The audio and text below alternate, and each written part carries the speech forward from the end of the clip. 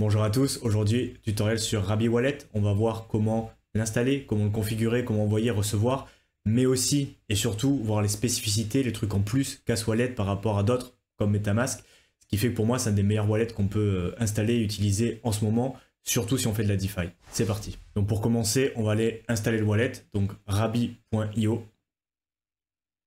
Voilà, donc faire attention toujours aux utilisateurs, donc là c'est bien le bon, ajouter à Google. Donc une fois que l'application est installée, on peut cliquer dessus. Donc là on nous dit qu'on va avoir accès au contrat décentralisé comme ce qui se peut faire sur MetaMask. Et c'est self-custodial parce qu'on a accès à notre clé privée et c'est nous qui storons nos cryptos. Donc avant de commencer, on va pouvoir gérer les adresses. Donc là il y a pas mal d'options. Premièrement, si on n'a pas encore de portefeuille ou qu'on souhaite créer une nouvelle seed phrase, on va pouvoir cliquer ici. Donc on le fera après pour créer un nouveau portefeuille.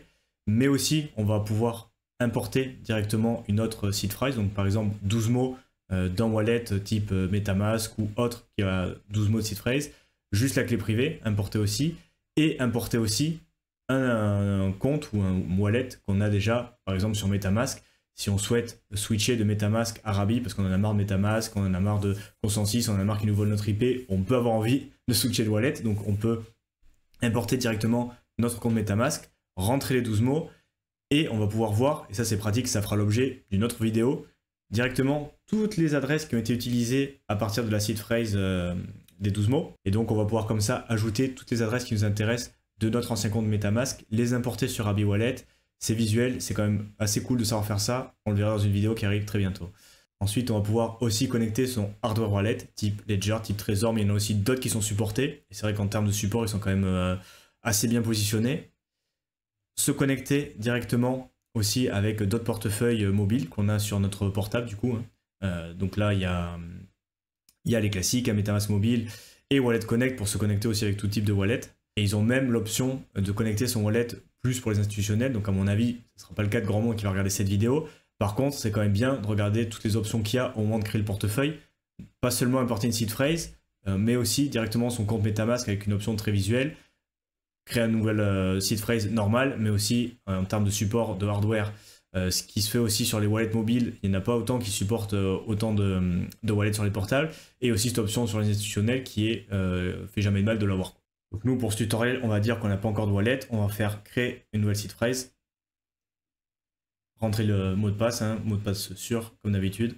Donc avant de continuer, il nous faut quand même le petit rappel basique, mais l'utilité sur la seed phrase. Si on la perd et qu'on ne l'a pas gardée là où il faut, on peut perdre nos actifs. Si on se la fait voler, on peut perdre nos actifs aussi. Voilà. Ensuite, on va voir apparaître la seed phrase qu'il faudra noter bien safe. Là, c'est un wallet de test juste pour ce tutoriel que j'effacerai après, donc on s'en fout, je la laisse à l'écran. Donc là, on arrive sur la gestion des adresses. Donc, petit rappel, on a créé notre seed phrase, les 12 mots qu'on vient de voir, d'où on va pouvoir dériver toutes les clés privées de notre wallet, les clés publiques et enfin les adresses, donc ce qu'on voit à l'écran. On peut en dériver, en créer une infinité. Donc là, on a juste, comme c'est un wallet nouveau, à choisir celle qu'on veut. Si on veut par exemple 3 adresses, on peut les sélectionner, ou 5. On va pouvoir changer le nom, mais la nomenclature est quand même sympa. On te dit que ça devient de la seed phrase 1, donc celle qu'on vient de créer maintenant, et c'est l'adresse numéro 1, numéro 2, numéro 3, numéro 4, donc logique. Et on va pouvoir même regarder s'il y a eu des utilisations de la chaîne. Donc ça, sur le tutoriel MetaMask par exemple, ça te dit quelle chain tu as utilisé et où c'est que tu as fait des transactions, et même la balance, donc l'argent que tu as sur cette adresse-là. Donc c'est quand même pas mal pour savoir un petit peu où tu en es, ce qu'il y a sur ce wallet, quelle adresse tu as utilisé et quelles adresses ne sont pas utilisées. Dans ce cas-là, comme c'est une nouvelle seed phrase, il n'y a rien qui a été fait encore, rien d'utilisé. Et donc on va pouvoir ajouter comme ça, à partir de cette seed phrase, 5 adresses pour utiliser le wallet pour commencer. Donc une fois que ça c'est fait, on va arriver sur l'interface du wallet, donc qui est quand même assez sobre, assez sympa, pas grand chose à dire là-dessus. Avant de commencer aussi, donc là on va avoir l'adresse principale, c'est pas comme sur MetaMask exactement, donc si on clique tout en haut, seed phrase, on va avoir l'adresse qu'on utilise actuellement, donc current address. Là on nous dit que c'est la seed phrase 1, donc l'adresse numéro 5 qu'on vient de créer, donc là, qui finit par 2609. On va pouvoir en ajouter comme ça, et donc là on a les options qu'on a vues au début, mais on a aussi quelque chose d'assez intéressant, c'est-à-dire qu'on va pouvoir ou ajouter une autre adresse à partir de la seed phrase qu'on a eu, les 12 mots au début de la vidéo, ou alors on va pouvoir carrément créer une nouvelle seed phrase, et donc d'autres clés privées, et donc d'autres clés publiques, et donc d'autres adresses, mais à partir d'une nouvelle seed phrase. Par exemple, si on va aller faire de la DeFi ou donner des autorisations sur un wallet, c'est bien de compartimenter ces seed phrases pour justement éviter de se faire piquer et signer les transactions avec la même seed phrase. Voilà. Rabbi Wallet, c'est une option. Donc on peut le faire. Par exemple, sur MetaMask, cette option, que je sache, elle n'existe pas. Une fois qu'on a créé les 12 mots, toutes les adresses qu'on crée sur le wallet sont à partir de cette seed phrase. Et on ne peut pas créer d'autres seed phrases directement, même si on a l'option, par exemple, d'utiliser des hardware wallet ou de connecter d'autres choses. Mais dans l'idée, c'est pas aussi simple qu'avec Rabbi Wallet. Donc juste pour l'exemple, on va le faire rapidement pour voir ce que ça donne. On va ajouter juste 2 adresses dans ce cas-là, done. Et donc là, au niveau de gestion des adresses, on va avoir seed phrase 2. Donc si on fait gestion des adresses, on va voir la première seed phrase avec les 5 adresses qui sont dessus et la deuxième seed phrase. Et donc comme ça, on va pouvoir décliner plusieurs seed phrases avec plusieurs adresses à chaque fois. Et donc ça permet de compartimenter, de sécuriser un peu plus ces activités qu'on a sur Rabbi Wallet avec par exemple une seed phrase pour garder des crypto-monnaies, même si c'est mieux de les avoir sur un hardware wallet qu'on peut connecter. Une seed phrase uniquement pour faire de la DeFi, une seed phrase pour faire du airdrop, mais au moins on a des adresses qui sont sur différentes seed phrases et c'est quand même mieux en termes de sécurité. On va revenir sur l'interface du wallet. Donc là, on va pouvoir tout simplement recevoir des crypto-monnaies, donc en cliquant sur Receive. Donc là, on a toutes les chains qui sont supportées. Donc là, pareil, il y en a quand même pas mal, même si c'est quand même axé sur le VM.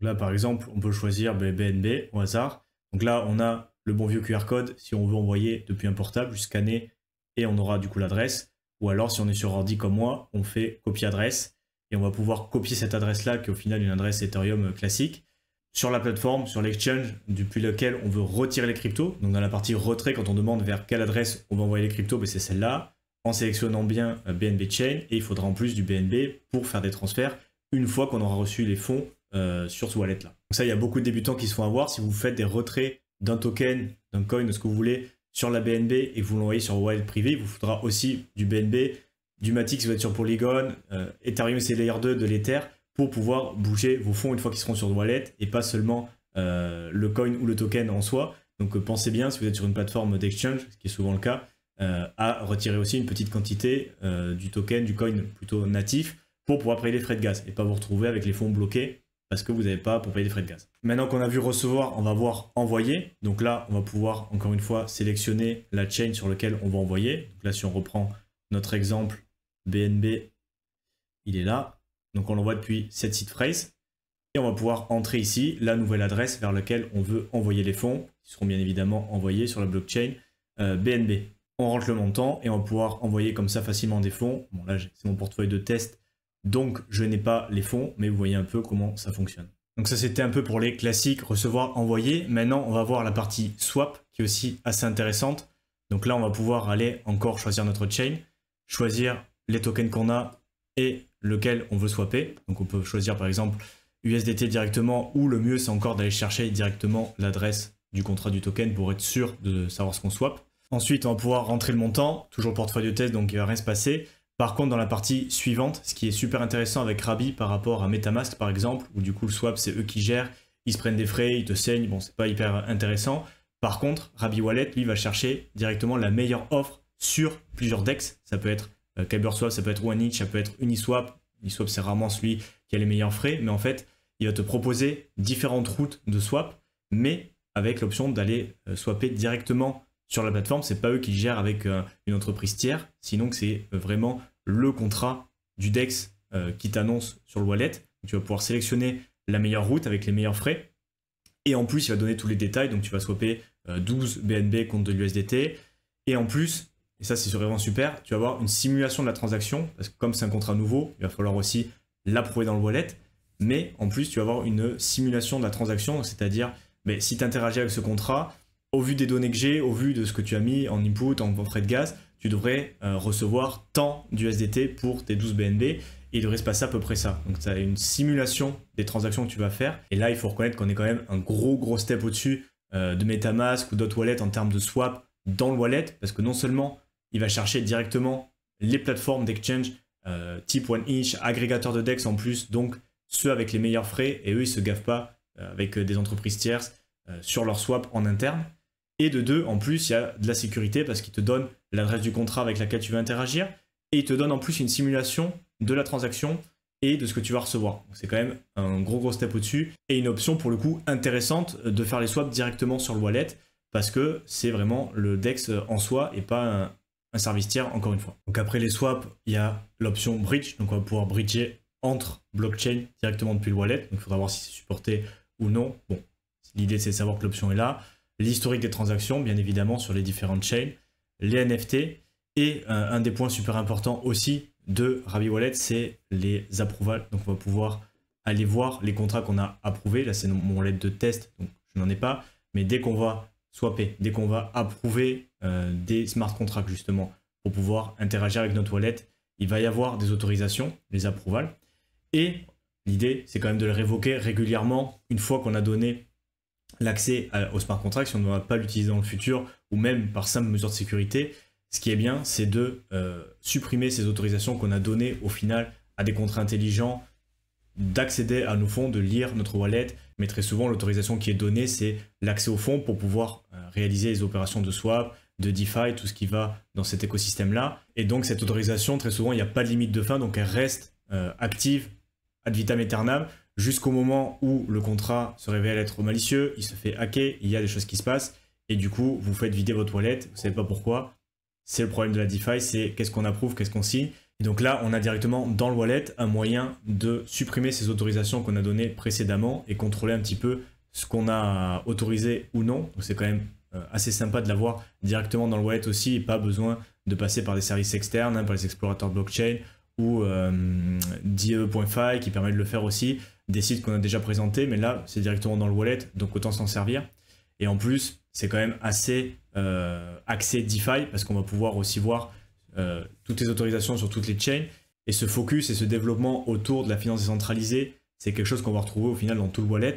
Vous allez voir, une fois que vous aurez des actifs, vous allez pouvoir voir sur toutes les chains qui sont supportées où sont vos actifs, et il ne faudra pas cliquer comme sur MetaMask, je suis sur Ethereum, qu'est-ce que j'ai, je suis sur Polygon, qu'est-ce que j'ai, je suis sur BNB, qu'est-ce que j'ai, je suis sur une Layer 2, qu'est-ce que j'ai. Non, là, il y a tout ce qui est supporté, on le voit directement.